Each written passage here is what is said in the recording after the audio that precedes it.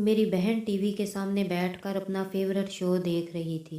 मुझको आज ट्यूशन के पैसे मिले थे। सो मैं उसकी पसंद के गोलगप्पे ले आया था। मैं उसकी ज़्यादा ख्वाहिशें तो पूरी नहीं कर पाता था, मगर मेरी कोशिश होती थी। मैं उसकी छोटी छोटी खुशियाँ ज़रूर मुहैया कर देता था। वो भी बहुत समझदार थी, जानती थी कि भाई की जेब कितनी छोटी है। सो वो एक अंडे वाले बर्गर या गोलगप्पों की प्लेट पर ही राज़ी हो जाती थी। छोटी देख, मैं तेरे लिए क्या लाया हूँ, मैंने शॉपर उसके सामने लहरा कर कहा। और वो हस्बे आदत खुशी से चिल्लाती हुई बोली, मेरा प्यारा भैया, गोलगप्पे वाला भैया। और किचन में भाग गई, क्योंकि वो हमेशा से ही मिल बांट कर खाने की आदी थी। मेरे लिए और अम्मा के लिए वो हर चीज़ के 3 हिस्से बनाती और ज़बरदस्ती अपने हाथों से खिलाती। मैं अक्सर उसकी आदत देख कर सोचता था कि ये बहनें छोटी होकर भी इतना बड़ा दिल कैसे रखती हैं। रात को जब मैं 9 बजे सोकर उठा तो घर से बिरयानी की महक आ रही थी। मैं मुस्कुराया। अम्मा को शाम पैसे दिए थे लाकर, और अम्मा ने आज ही बिरयानी बना ली। अम्मा जानती थी कि मुझको और जोया को बिरयानी कितनी पसंद है। मैं जैसे ही मुंह धोकर आया, अम्मा मेरे पास जल्दी जल्दी आईं और बोला, हमज़ा बेटा, ये एक प्लेट बिरयानी अपनी हिना हाला को दे आ। हिना हाला मेरी अम्मा की कज़न थी। शोहर आला सरकारी अहदे पर थे और हमारे घर से ज़रा दूर एक अच्छी सोसाइटी में रहते थे। मैं जानता था हाला की तरफ अम्मा का झुकाव क्यों है, और मुझको अपनी बहन की आंखों में चमकते हुए दीप भी नज़र आते थे। मगर मैं डरता था कि कहीं अम्मी और बहन का ये ख्वाब टूट गया तो जाने वो संभल भी पाएंगी इस सदमे से या नहीं, क्योंकि हाला के सर्द रवैये को अम्मा महसूस नहीं कर पाती थी। वो अपने सादा दिल से हाला की बातों को मजाक में टाल जाती थी, या शायद समझ कर भी ना समझती, क्योंकि माँ बाप औलाद की खुशी के लिए वहाँ भी हाथ फैला देते हैं जहाँ वो पाँव रखना भी नहीं चाहते। मेरे माथे पर पड़ी हुई लकीर देखकर अम्मा कहने लगी कि बेटा चले जाओ ना, जोया ने स्टेटस लगाया था बिरयानी का, तो फरा ने मैसेज कर दिया कि मुझको भी खानी है बिरयानी, और उनके बर्तन भी आए हुए हैं काफ़ी दिन से। आज कुछ अच्छा बना है तो इज्जत रह जाएगी, बर्तन भी चले जाएंगे वापस। आखिरी बात पर अम्मा का लहजा धीमा हो गया। अम्मा की यासियत देखकर मेरा गुस्सा फ़ौरन रफू हो गया। मैंने नरमी से माँ का हाथ थाम कर कहा, अम्मा आप डाल दें बर्तन में, मैं दे आता हूँ। मेरा इरादा बाहर से लौट आने का था। इतने में फ़ोन की बेल हुई और मैंने फ़ोन उठाया तो आगे से फरा थी। सलाम का जवाब देकर मैंने जोया को आवाज़ देकर फ़ोन उसे पकड़ाया और खुद बाल ठीक करके किचन में आ गया। अम्मा बिरयानी बर्तन में डाल चुकी थी। अभी मैं जाने के लिए पलट रहा था कि जोया जल्दी से दौड़ी चली आई और बोला कि भाई प्लीज़ मुझको भी ले चलिए ना, फरा को मेहंदी लगानी है, सुबह उसने मिलाद पर जाना है। मैं अम्मा को फिर से तेज़ नज़र से देखकर बाहर चल पड़ा। जोया 5 मिनट में बिरयानी और दूसरा सामान उठाकर चली आई। मैं बाइक स्टार्ट करके हाला के घर की तरफ चल दिया। सामने ही अंकल अपनी नई गाड़ी से उतर रहे थे और ढेर शॉपर्स लिए हुए अंदर जा रहे थे। मैंने और जोया ने सलाम किया तो सारे शॉपर मुझको पकड़ा दिए और कहा, हमज़ा यार पकड़ो ये सब और अंदर ले आओ। मैं उनके पीछे पीछे अंदर चला आया। जोया फरा के कमरे में जा घुसी थी और मैं ड्राइंग रूम में आ बैठा। आंटी से सलाम किया और इंतज़ार करने लगा। टीवी पर खबरें देख रहा था कि सरकारी नौकरियों की खबर चल पड़ी। मैं तवज्जो से देखने लगा क्योंकि मेरे पास B.Ed भी था और साथ में M.Phil इंग्लिश भी। इतने में अंकल अंदर से फ्रेश होकर आ बैठे मेरे सामने। हैरियत पूछने लगे। मैं जवाब देता रहा और साथ घड़ी पर नज़र थी। अब्बा अपनी शॉप से लौटने वाले थे और मैं खाना हमेशा साथ खाता था। 20 मिनट बाद मैंने आंटी को आवाज़ दी जो किचन में मसरूफ़ थी। आंटी ज़रा जोया से पूछें कितना टाइम लगेगा, अब्बा घर आ गए होंगे। आंटी ने वहीं से फरा को आवाज़ लगाई और जोया ने आवाज़ दी, बस 5 मिनट रुके, काम हो गया। आंटी भी ड्राइंग रूम में आ बैठी और पूछने लगी, बेटा और क्या कर रहे आजकल। मैं आंटी वही कोचिंग की क्लासेस लेता हूँ, छोटे बड़े बच्चों की 1-2 होम ट्यूशन्स हैं। अंकल ने ज़ोर से हनकारा भरा। हम बेटा कब तक करोगे, कुछ सीरियस सोचो, कोई काम काज ढूंढो, इससे घर नहीं चलता। बहन की भी जिम्मेदारी है, कल को बाप भी तुम्हारा बूढ़ा हो गया, वही छोटी सी परचून की दुकान पर कैसे घर चल रहा है, मैं तो अक्सर सोचता हूँ। जोया हाथ धोकर ड्राइंग रूम में आ गई थी। मैं अंकल, बस काफ़ी जगह अप्लाई कर रखा है, अभी गवर्नमेंट टीचर्स के लिए भी अप्लाई करूँगा। आंटी फ़ौरन बोली अंकल से, अरे मुजीब साहिब, आप कहीं फ़ोन करके लगवा देना हमज़ा को, घर का बच्चा है और हमेशा दुआएं देगा। अंकल, अरे नौकरी फ़ोन से नहीं मिलती है, मैंने बासित को 30 लाख देकर लगवाया है और साथ में सिफारिश भी थी बड़े साहिब की।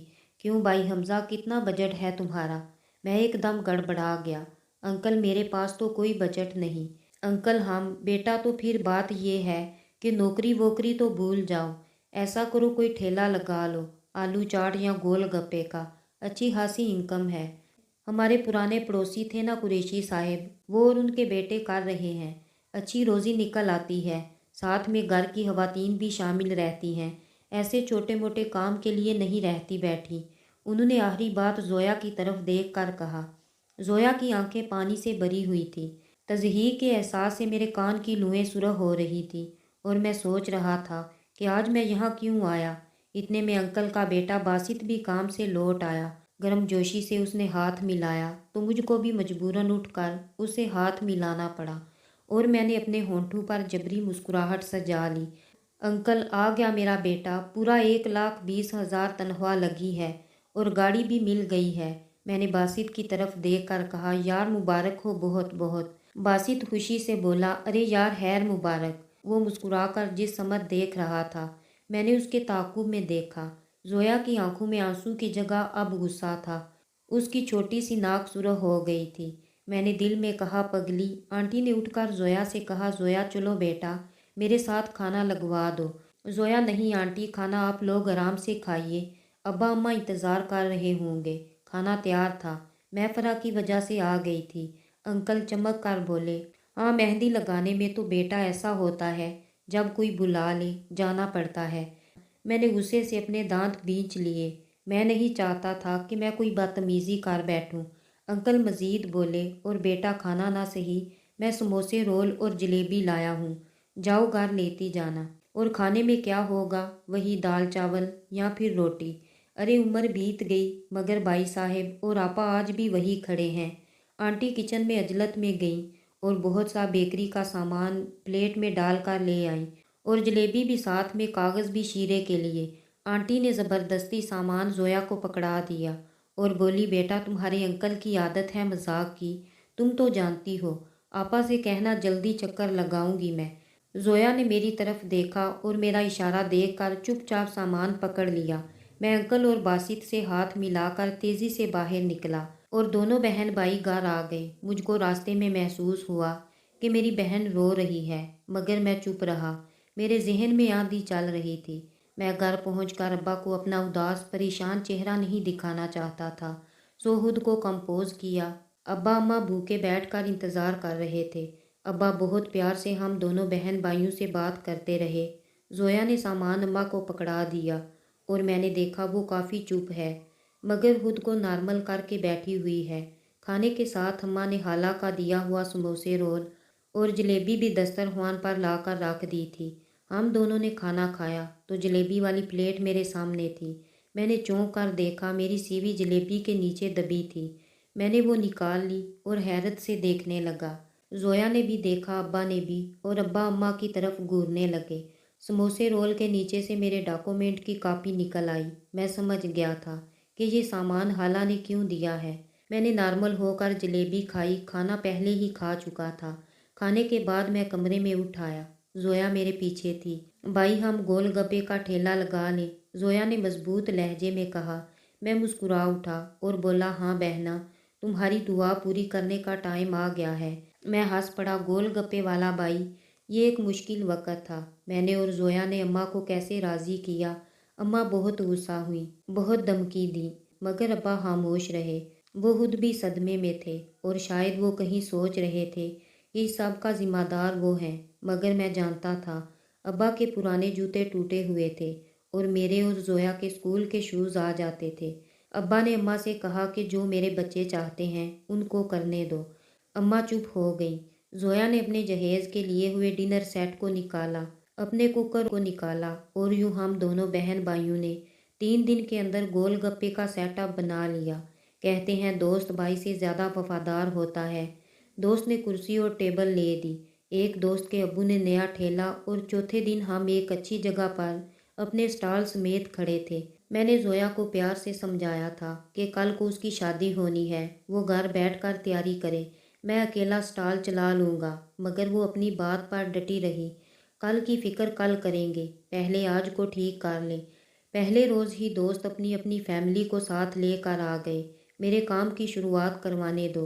दोस्त सड़क पर खड़े होकर फैमिलीज़ को बुलाते रहे कि आए हमारे एजुकेटेड गोलगप्पे ट्राई करें। ये नाम जोया ने रखा था काम का। पहले एक दो और फिर 3-4 फैमिली आती रहीं। मेरे दोस्त और मेरी बहन ने मेरे लिए जितनी मेहनत की, रात गए तक हम पहले दिन ही 5,000 की सेल कर चुके थे। रात को सारा सेटअप बंद करवा कर मेरे दोस्त हम बहन भाइयों को घर तक छोड़ गए। हम दोनों बहुत खुश थे। अगला दिन एक नई सुबह एक नई शुरुआत लेकर आया। अम्मा जोया और अब्बा हम सब एक साथ थे। वहाँ अंकल आंटी और माशरे के दूसरे बीमार जहन हमको बुरा भला भी कहते रहे।